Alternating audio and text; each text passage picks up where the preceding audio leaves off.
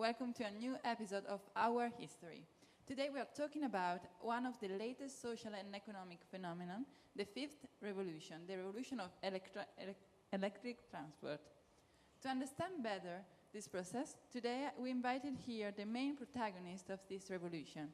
I'm glad to introduce you Bria Eriksdottir, the environmental geologist, Saga Rutsudenotti, the researcher behind the story of the project, Lorenzo Casadei, the politician that supported this revolution, Matteo Ambrosini, a supporter of the carbon fossil fuels, and Dagur Torainsson, the owner of the electric car company.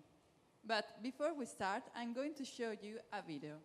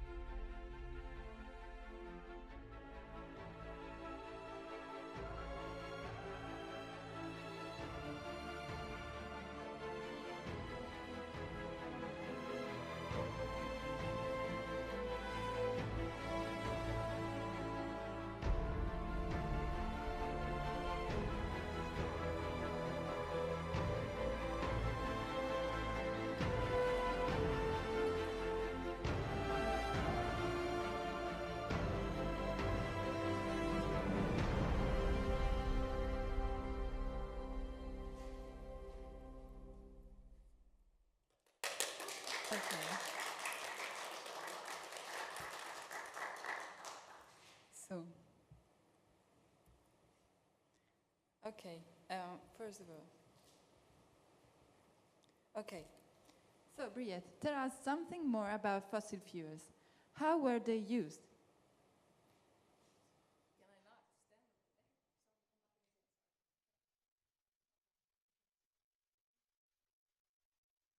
Hello? Oh, shit. Shit. Sorry. Right, I've actually never seen that slide before, so I'm just gonna... Okay, I'll speak down. Shit. Hi. No coffee. Okay. Hi, I'm Briette. Okay, I'm not gonna talk that loud. I am currently 30 years old. Okay, this is a kind of a show. It's 2030, just play along. I have been studying environmental geology for about a few years now, and I live in Hilo. If you don't know what Hilo is, it's a city on the big island of Hawaii. And I'm going to talk about one question. What are fossil fuels? Fossil fuels are, like the word kind of gives away, fuels. These fuels are formed by a natural process. I'm just going to have it over here. Yeah. Are formed by a natural process like anaerobic decompositions of buried dead organisms containing energy originating in ancient thesis, sorry. Yeah, I get nervous when I'm on a panel, just roll with it. Yeah, I don't have my fidget cube. I thought it would be so embarrassing to have it like here. Anyway, the fossil fuels contain high percentages of carbon and include petroleum, coal, and natural gas. The age of the organisms and the resulting fossil fuels is typically a few 100 million years. Although the fuels are continually being formed, they were generally considered to be a non-renewable resource, unlike today. The reason for this was that the known viable reserves were being depleted much too fast, and the new ones were created. The use of fossil fuels raised serious environmental concerns. In 2005, to take an example, the burning of fossil fuels produced around 20 billion tons of carbon dioxide, CO2. No, but I don't understand my writing. Sorry, I didn't have my coffee and wrote it very fast. Now, since the natural processes can only absorb about half of that amount, there was an increase of about 10 billion tons of atmospheric carbon dioxide per year. Now, that was before, not today. CO2 is a greenhouse gas that increases radioactive forcing, and still in the year 2015, if we continue taking that as an example, contributed to what was called global warming. Now, global warming was heating of the globe, really, like the word kind of says. Now, the temperature of the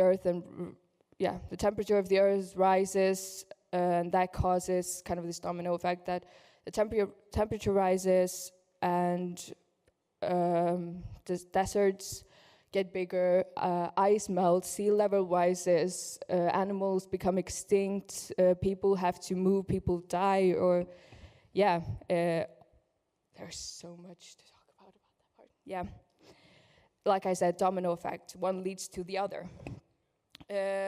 Now, in the years a few years ago, people started thinking, how do we stop this? How do we stop the heat?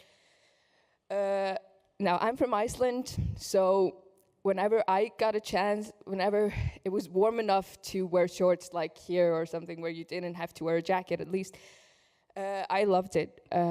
So I remember my first thought about global warming, I didn't think it was that bad because I thought, Iceland was getting warmer. I could wear shorts. I could get a tan. I loved the idea of feeling warm and not cold. So, but in short, I was a dumb kid. And I didn't really realize how fast it was how fast the Earth was heating up. When I was 17, we had a winter in Iceland that was really warm, like really right. It was one of the warmest winters that I have ever had in Iceland. But back to the question, yeah. Now, a few years ago, taxation was considered as a way to make societal costs explicit. In order to internalize the cost of pollution. Now, basically, the aim was to make fossil fuels more expensive, thereby reducing their use and their pollution on the way. Along with raising funds necessary to counteract these factors. Now, these people, she said that I was one of the important parts. I am not. These people are the important parts of this project. And next, Saga is going to come up and tell you, well, how we did it, how this evolution came. So yeah, Saga. Okay, thank you really much. And then, Saga. You are the researcher that supported this revolution. How did this idea develop? I'll just sit here. So, I had this idea and I was determined. So, the idea of longer lasting batteries and faster charging for electric cars. Faster charging batteries, for electric cars.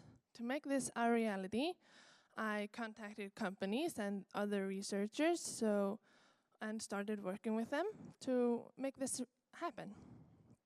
In the process of making them, we tried working with all kinds of metals, and we tried methods like merging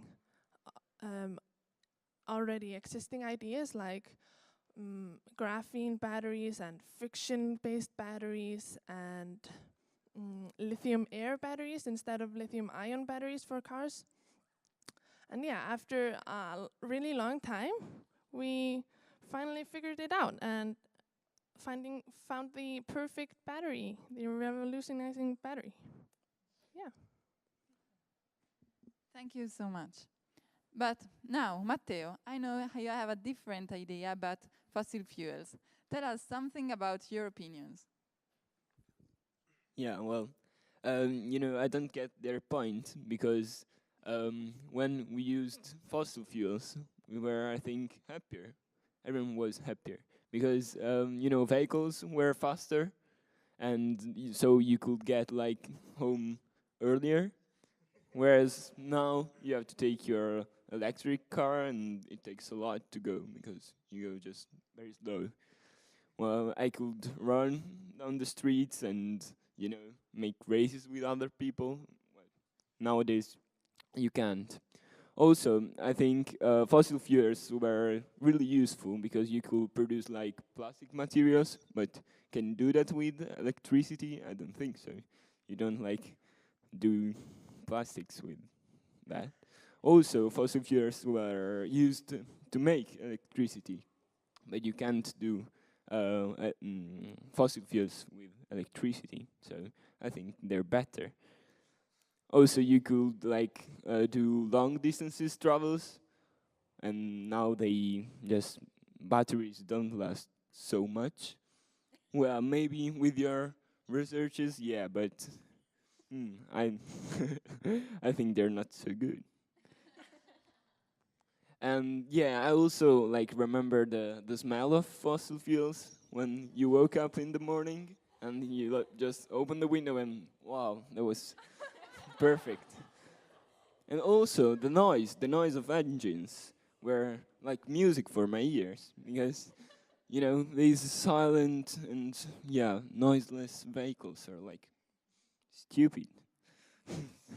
So yeah, I think I remember the old good days, and yeah, they were better, I think, with fossil fuels. Okay, that's your opinion. But then, Dagur, you are the owner of a factory that produce electronic cars. How would you answer to Matteo? Thank you. I'm here to tell you why my opinion is better than his in every way possible. I am the owner and CEO of Mega Industries, creators of luxurious, high-quality electric cars with batteries that can last up to 1,300 kilometers, which is really impressive. Can you give me a wow? The production of our cars is really eco-friendly. I even stopped wearing shoes because they were increasing my carbon footprint.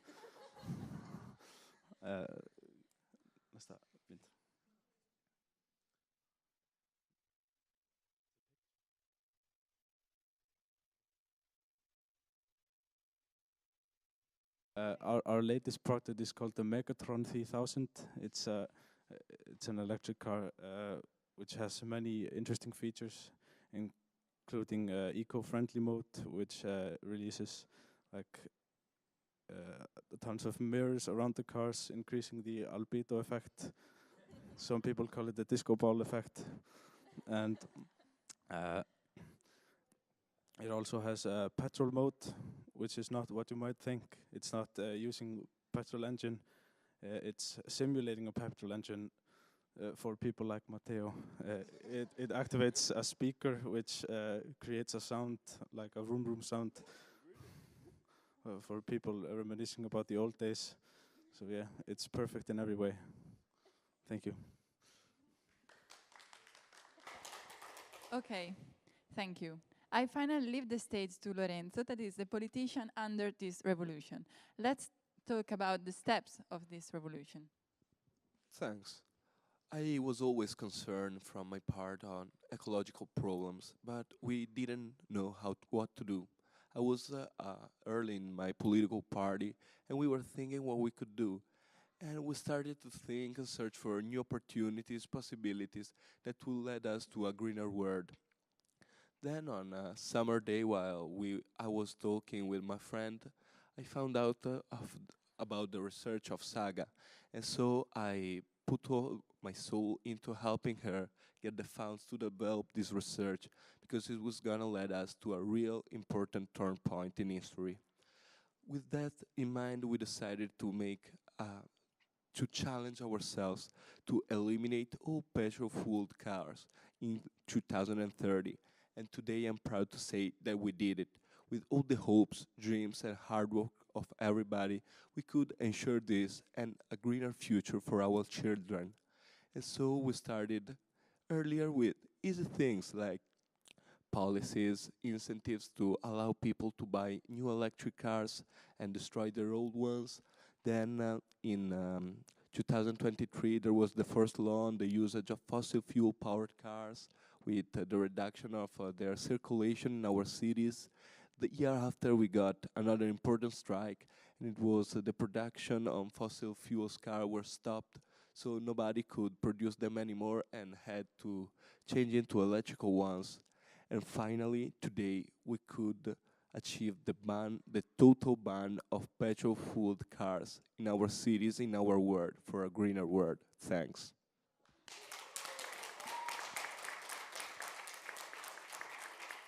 Okay. Thank you everybody for listening and thank you for being here. See you tomorrow for a new episode of Our History.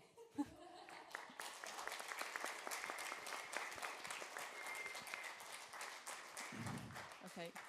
We did the map concerning energy and we put the main objective of a change for energy. And this is air transport. I mean, a sustainable way of traveling because we cannot stop traveling. Use of more solar power, sustainable houses, public transport, private transport, green energy. And so we decided to analyze the problem of private transport. I mean, talking about... Okay, that's all.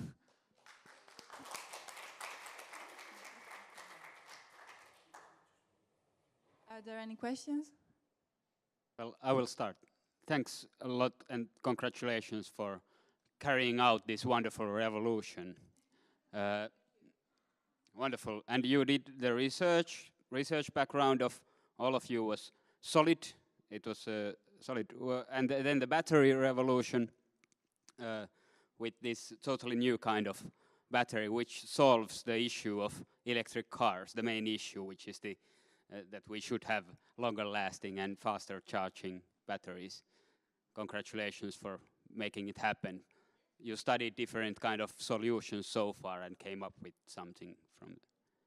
Okay. One question to, what were you doing? Ah, you were the skeptical, or the nostalgic one. What was your role in this revolution except like opposing it? My role is I'm a representer. I'm a member of like society, and because also nowadays there are people against those, green progress, and so I'm like the unknowledged person, and maybe the conservative one. So want to slow down this revolution because there will be people that are against this revolution and green progress. And to make the revolution happen, you have to listen to those people also, right? Well, yeah, you have to like find an agreement with those people and try to convince them. Because if you're right, you will convince them. I agree. Hopefully. And also to find solutions that make it easier for the for those people to accept. For example, the car company invented Yeah. ways to The engine sound was good. So Yeah, yeah, it was a great generate solution. these nostalgic sounds in Yeah. in the electric cars. By the way, how did you come up? How did you end up being the owner of the car company? What did you do, if you remember, for example, back in 2020? What did you do to become the owner of the car company? I started out as a janitor at Saga's lab, and she recruited me into her team. So I did a lot of marketing, and I just, worked my way up to becoming CEO. Great, wonderful story for you also. And how about the politician? You made congratulations for the highly responsible changes that you have made in the system while you have been in power. How did you get to politics? How did you get votes in the elections? What were your themes? Initially, I was a small politician in a city, but I found a great response with my people because they loved the greener, they loved and they wished for a greener world, and I found that the people, in the upper echelon of my political party, were interested in this direction too. So I started to have meetings with them, and it grew my popularity even. And thanks to that, people voted me because they trusted me. I had some ideas that they could refine themselves into. But I'll have to say that, okay, I made this possible, but it was all thanks to the brains of these people, because we politicians can only give funds, but in the end, we are just the bronze. We only use. We only direct the flow of money to help people that we trust and we think that will bring a change into our world. And you seem like a person who, like someone to trust, really. Thanks. Any questions for the people who made a revolution? Caitlin? Well, this was a really moving presentation for me because on the 9th of June 2030, that's a day I will never forget. I was out in the marsh. We had recreated this wetland, and we were trying to get the heavy metals out from the marsh and really struggling with this. And then it came over the Uninet, the global announcement system, that the end of fossil fuel-powered vehicles was there. It was done. It was like remembering when we put man on the moon. It was like that. But Olivia, where were you? What happened on the 9th of June 2030? Where were you when you got it over the Uninet? I don't know. I don't know actually, sorry. I think I was working and thinking about how far was the moment where there was that noise and that smell in the air. I was thinking that I'm not able to remember that moment. So it was nice. Sorry. Where were you?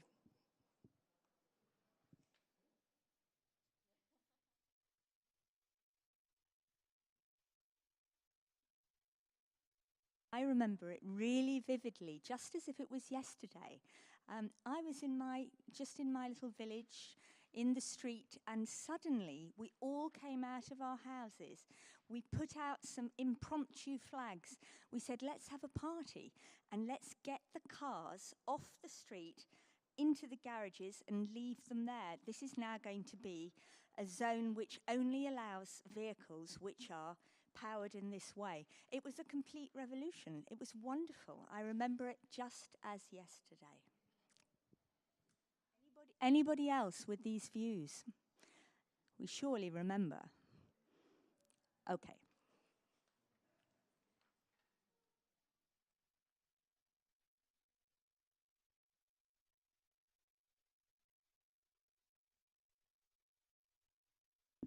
Yeah, I remember the day because I was making a film about hammers. People loved hammers until 2022.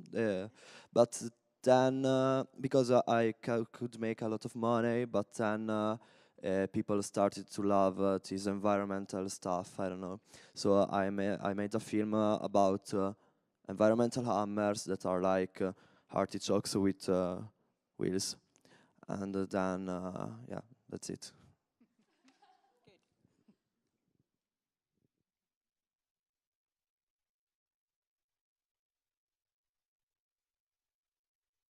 We have another perspective here, another sweet memory, I think. Yeah, I don't recall exactly who it was, but I was at the Nobel ceremony in Stockholm, and it was some of you receiving a Nobel Prize for revolutionary activity in environmental field.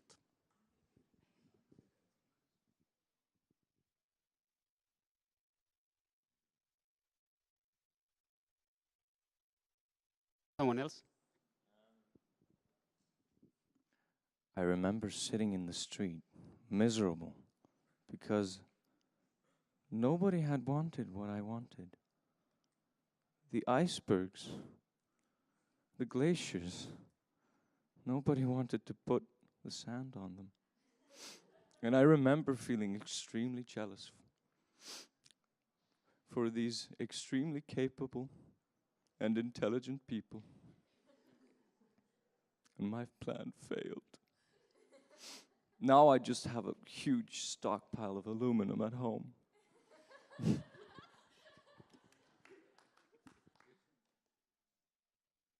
Any other memories? Okay. I'm. It would be so fun to go on, but I think we need to get back to 2017 and get on with the program. Yeah. Okay, if I can add the last thing, coming back to 2017, we pretended to be in a TV program because we think that information that can reach almost all the people, it's really important to create and to get this revolution, and so the TV program had a sense.